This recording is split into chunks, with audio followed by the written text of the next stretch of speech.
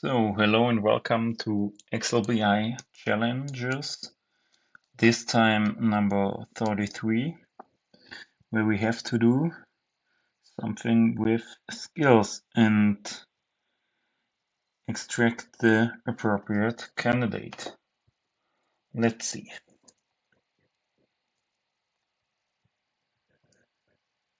If it's loading. There it is. So, download it.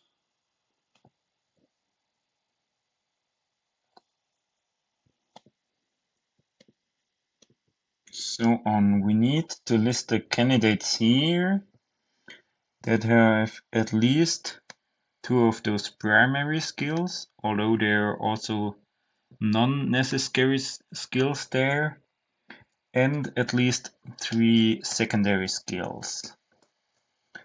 So, let's start with the let function, as we every time want to solve these challenges with a one formula approach, and the let function helps us to do it that way. So I have C for the candidates, P for the primary skills. Sometimes I only put like the table as a whole in and then split it in different columns, but this time I will do it a little bit more simpler. Then also this, and then also this secondary skills. So with everything we need in there. And now we want to have a filter function or something similar to filter all the candidates that have at least two primary skills and at least three secondary skills. So I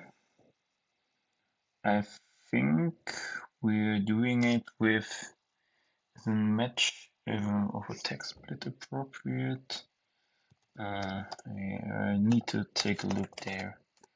So one solution could be we split it this way and do an XMATCH of it's none, and then do something like is number and then some minus minus, so we sum up the number of skills this primary skills this person has. Will this work? Here, I think we'll do it that way. So this is the formula for the primary skill. I will explain it. So let's take this FP for filter primary skills. Let's name it that way. So, and what do we want here? We want to split the primary skills. I think we will need a map there, but I'm not sure. We will split the primary skills so this way, so we have like a list of the primary skills in separate columns, and then we match this list against this column here where the primary skills are in.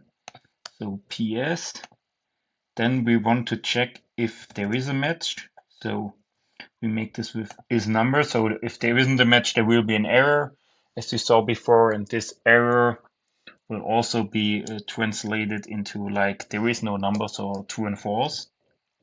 Then we sum this up, but we can't sum like true and false values. We need to translate it into number values, so like 0 and 1. We can do this with three ways: minus minus, multiplied with 1, or the AND formula. But I take the minus minus approach here. FP, and there will, yeah, that's the problem. I need a mapping there. So I need to map the primary skills. lambda a,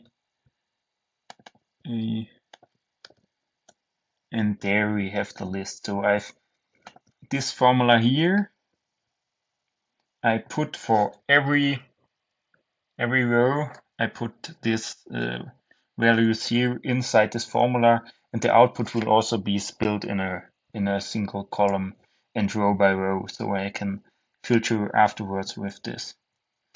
So, and then we will do this also with the filter secondary skills.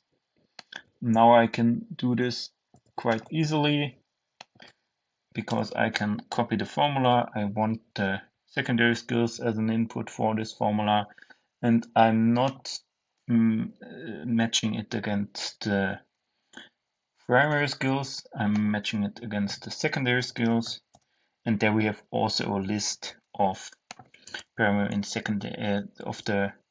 So, like for example, Desiree, she has 5 of those secondary skills, so valuable. Member. So, and now I filter the candidates. If the filter, so like the number of the primary skills is larger than 1, because it needs to be at least 2, so 2 or more, and greater than 1 is 2, 3, 4, and so on. And then secondary skills, so like filter secondary, at least 3, so larger than 2. And now we have the expected candidates. This was a funny one. It's a long formula, quite a long formula. I could have done this a little bit differently with like doing this map function. Oh, I will do it quite now. Oh, now. So you can see the there's a little bit smaller. So, oh, this is a small one. Yeah, but it's an okay formula. I've posted it. So, and now to the second run through, I will delete this here. So, and now I name this ff for filter function, and I made a let internal lambda. This is quite a cool thing. I've learned it from an Excel challenge a few months ago. I didn't know that it was possible, but it's sometimes very, very handy. So we have a lambda here. I need to give the lambda a value, so let's call it b, and then this ps I will switch with the d, and now here I copy this formula here and do it like very shortly. So filter with when the, now I use the lambda, when ff from ff was the primary skills. So now there's this lambda that will output something, and ff from secondary skills. There's an error. Why there's an error? Why there's an error? Map p. Have I deleted it?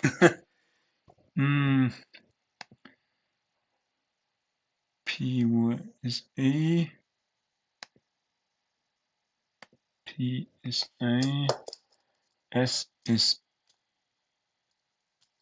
This isn't possible with like the formula because I've.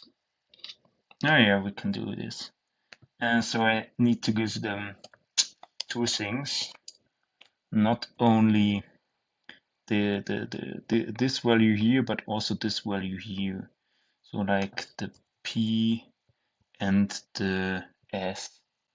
So like SP, SSS, and now you can see this is the same formula, but a little bit shorter because I've therein let internal lambda, which I use in my filter function there. I can show you in an instance what it does. Post the second comment. So let's do it here and do the explanation a little bit to the right. So here we have like the list with 0 and 1 where the appropriate candidate is. So this is here, for example. And here, if I delete everything, there you have the lambda where I input for the, so that the same as this sum function here for the primary skills, and here I have it as a lambda. It's basically the same, but I give this lambda, which I use not only for the primary skills, but also for the secondary skills, because as you saw here with this solution, I've reused it. So here you have like basically the same lambda, the same function, but only with two different input values. And so I reuse them and I write it as a lambda and reuse them inside this filter function, and the calculation, the formula is much smaller. There are also a few other advantages with using let internal lambdas, but here I will show them possibly in another context. So sometimes when you don't have a let internal lambda, your solution will be horrible. So this is quite a good tip I got a few months ago. So you can also possibly use that with your solutions. Here are the two solutions. Thank you for listening and see you next time.